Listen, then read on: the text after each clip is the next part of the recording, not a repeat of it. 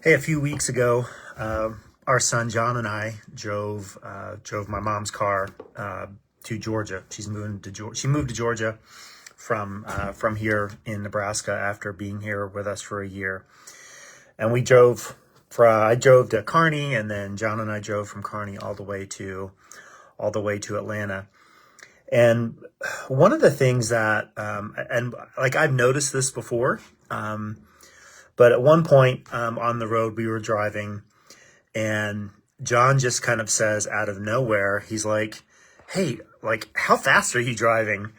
And like, I'm pretty much a speed limit person. And told him whatever, like, however fast I was driving, I told him. And he said, "Oh, it looks like you're going faster."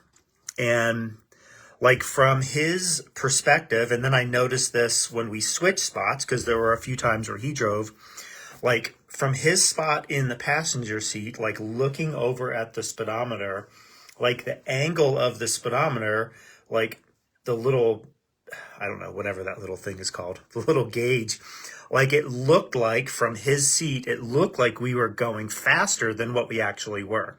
Like from his perspective of sitting over to the right of the speedometer, like it looked, because then like the speedometer gets shifted a little bit, and where the little gauge thing is, like it looked like we were going faster than we actually were.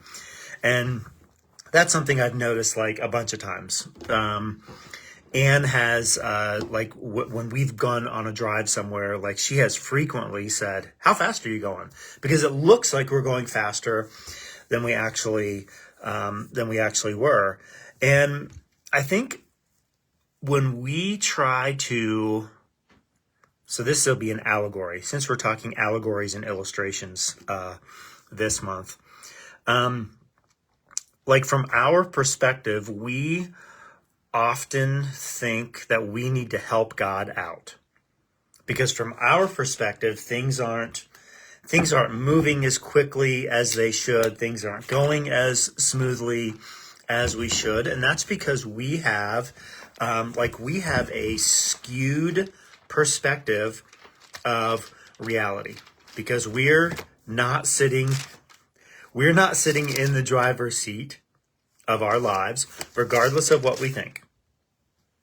Let that sink in for a minute. Regardless of what we think, we're not sitting in the driver's seat of our lives. We're sitting in the passenger seat of our lives. And that doesn't mean that we don't have any responsibility or any of that kind of stuff. It just means we're not sitting in the driver's seat of our lives. And what we think should happen doesn't often happen. It doesn't often happen. It doesn't happen the way we think it should happen. It doesn't happen as fast as we think it should happen.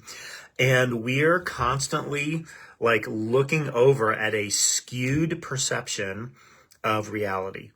We are looking into our lives with a perception of like, we think things should operate and function in a certain way. And when they don't, we get nervous about that. Hey, God, how fast are you going? Where are you? Do you actually know where you're going? Are you sure you know where you're going? Maybe that's like the backseat driver in us thinks that like we know better what God should be doing in our lives that he does, which is like, if you start to press on that a little bit, that's crazy. And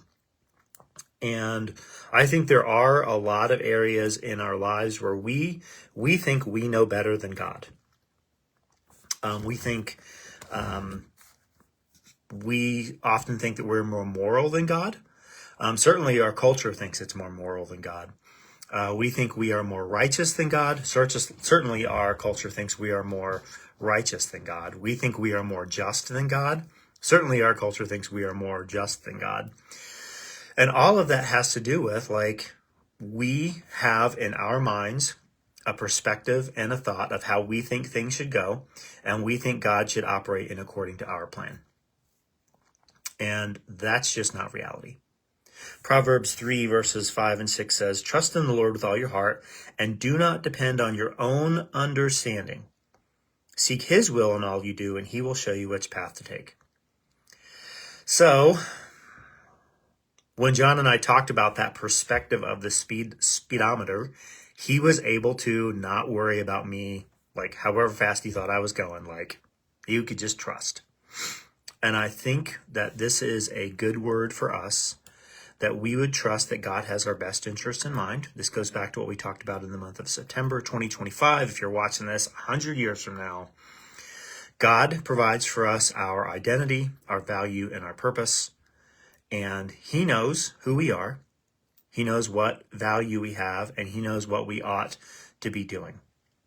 And we want to not depend on our own understanding, but trust in the Lord with our own heart. Find comfort and peace and rest in him. I hope you do that today. Love you, praying with you, praying for you. See you again soon.